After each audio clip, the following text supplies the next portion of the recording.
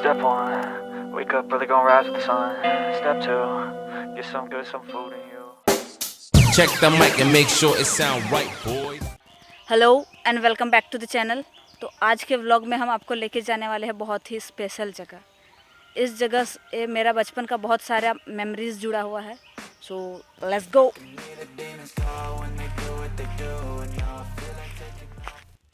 सो हम वो जगह पहुंच ही गए हैं और कुछ देर और हम आपको वो जगह दिखाएंगे। फिलहाल चलते हैं। तो हल्का सा और बस कुछ सेकेंड्स एंड हम लोग पहुंच जाएंगे। तो हम पहुंच ही गए हैं। आई होप आप सब रेडी होंगे। अब टाइम है उस जगह को रिवील करने का। So ready, 1 2 3। So this is the place जिसके बारे में हम बात कर रहे हैं। और वह जगह और वह चीज़ ये चट्टान है जो कि मेरे लिए बहुत ही स्पेशल है। इसका मेरे बचपन से काफ़ी ज़्यादा मेमोरीज जुड़ा हुआ है। आप लोग सोच रहे होंगे कि ये महज एक पत्थर ही तो, इसका किसी की लाइफ में इतना इम्पोर्टेंस कैसे हो सकता है, या फिर इसके पत्थर से किसी का मेमोरीज कैसे जुड़ा हुआ हो सकता है।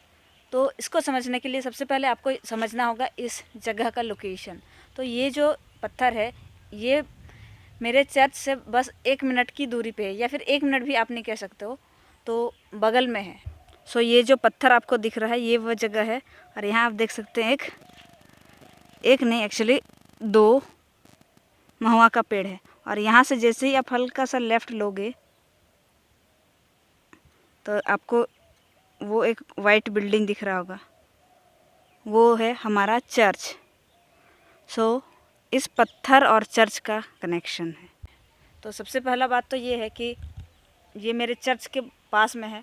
और दूसरी बात ये है कि इस जगह को समझने के लिए आपको ये समझना होगा कि गांव के बच्चों का लाइफ और शहर के बच्चों का लाइफ काफ़ी अलग होता है।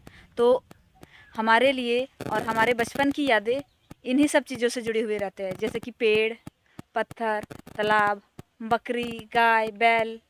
इन सब चीज़ों से हमारा बचपन कनेक्टेड रहता है और इन्हीं से हमारे मेमोरीज जुड़े हुए रहते हैं। और ये पत्थर उन्हीं में से एक है। तो चलिए बात करते हैं कि ये पत्थर मेरे लिए स्पेशल क्यों है। I'm not gonna give in, take a last shot, Michael J. Win. No, I'm not a robot, I'm in my own skin. Never get lost when thoughts pull you in. I miss the old you, we died with a purpose. All the energy around me. Once more! Once more! Once more! I hope मेरे actions ने समझा दिया होगा कि ये place मेरे लिए इतना इम्पोर्टेंट क्यों है। सो अब बात करते हैं इसके पीछे की स्टोरी के बारे में। तो ये पड़ता है मेरे चर्च के जस्ट बगल में। तो बचपन में हम लोग चर्च आने के लिए काफ़ी ज़्यादा एक्साइटेड होते थे।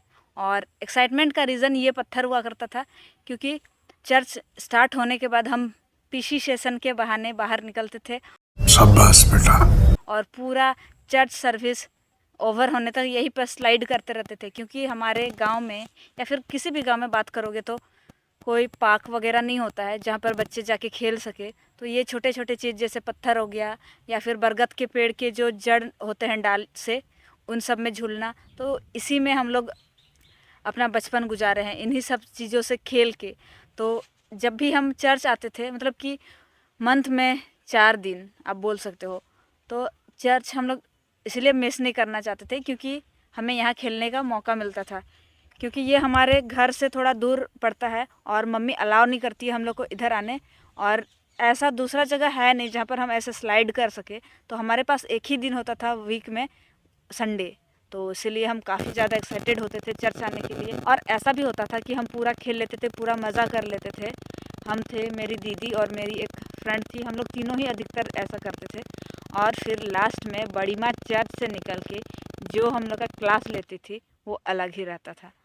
तो यही रीज़न है कि ये हमारे लिए काफ़ी स्पेशल है। ये हो सकता है कि ये जगह या फिर ये पत्थर आपके लिए महज एक पत्थर हो, बट हमारे लिए ये एक दर्पण है जो हमें अपने बचपन दिखाती है। सो आज का व्लॉग यही था। तो time to end this vlog. अब जाते वापस घर। तब तक के लिए बाय बाय।